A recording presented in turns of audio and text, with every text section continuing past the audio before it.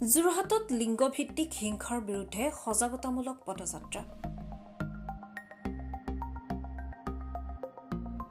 মহিলা সবলীকৰণ কেন্দ্ৰ যোৰহাটৰ দ্বাৰা আয়োজিত আৰু অসম ৰাজ্যিক গ্ৰামীণ জীৱিকা অভিযান যোৰহাটৰ সহযোগত লিংগভিত্তিক হিংসাৰ বিৰুদ্ধে 16 দিনীয়া অভিযানৰ অংশস্বৰূপে লিংগভিত্তিক নিৰ্যাতন নিৰ্মূলৰ বাবে যোৰহাটত আজি এক সজাগতামূলক পদযাত্ৰা উলিওৱা হয়। এই পদযাত্ৰাৰ ফ্লেগ অফ কৰে যোৰহাট জিলাৰ অতিৰিক্ত আয়ুক্ত সিদ্ধাৰ্থ নেওগে।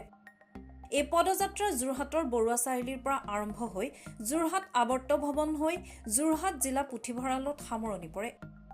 এই পদযাত্ৰাত বহু সংখ্যক মহিলাই অংশগ্ৰহণ কৰে। লিংগভিত্তিক হিংসা বিৰোধী 16 দিনীয়া যি সক্ৰিয় প্ৰচাৰ অভিযান সমগ্ৰ বিশ্বতে প্ৰত্যেক বছৰে পালন কৰা হয়, সেই প্ৰচাৰ অভিযানৰ লগত সংগতি ৰাখি আমি 25 নৱেম্বৰৰ পৰা 10 ডিচেম্বৰলৈ বিভিন্ন ধৰণৰ কাৰ্যসূচী আমি হাতত লৈছোঁ আৰু তাৰে অংশস্বৰূপে আজি এইটো এটা সজাগতা ৰেলী আমি অসম ৰাজ্যিক গ্ৰামীণ জীৱিকা অভিযানৰ লগত কলাবৰেশ্যনত আমি আজি সজাগতা ৰেলীটো কৰিছোঁ আৰু ইয়াৰ প্ৰধান উদ্দেশ্য হৈছে যিখিনি লিংগভিত্তিক হিংসা, বিশেষকৈ ছোৱালী আৰু মহিলাসকলৰ লগত যি হিংসা হয়, নিৰ্যাতনৰ বলি হয়, সেই হিংসাবোৰ আমি যাতে সমাজৰ পৰা দূৰ কৰিব পাৰোঁ তাৰ বিষয়ে আমি সমাজক মানে সজাগ কৰিব লাগে, সেই উদ্দেশ্যে আমি এই ৰেলীটো উলিয়াইছোঁ।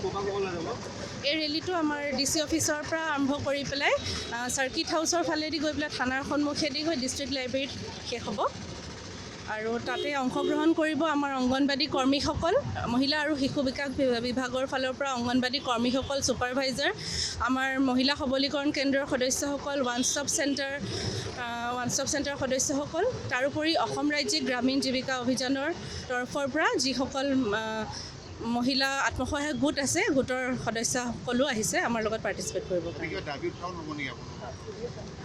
দাবী উত্থাপন বুলি তেনেকৈ নাই, কাৰণ এই 16 দিনীয়া প্ৰশেকটোৰ আপোনাৰ প্ৰধান উদ্দেশ্যই হৈছে লিংগভিত্তিক হিংসা বা মহিলা আৰু ছোৱালীসকলৰ লগত যি হিংসা হয় সেই হিংসা প্ৰতিৰোধ কৰা। গতিকে আমাৰ দাবী সেইখিনিয়ে, আমি যাতে সকলোৱে সজাগ হওঁ আৰু এনেধৰণৰ হিংসা, মহিলাৰ লগত হোৱা হিংসা, নিৰ্যাতনৰ যোনবিলাক মানে কেছ, সেইবিলাক যাতে আমি সমাজৰ পৰা সোনকালে আঁতৰাব পাৰোঁ, সেইটোৱে প্ৰধান উদ্দেশ্য। সময়ৰ খবৰ সময়ত পাবলৈ ফ'ল' কৰক টাইম অফ আছাম।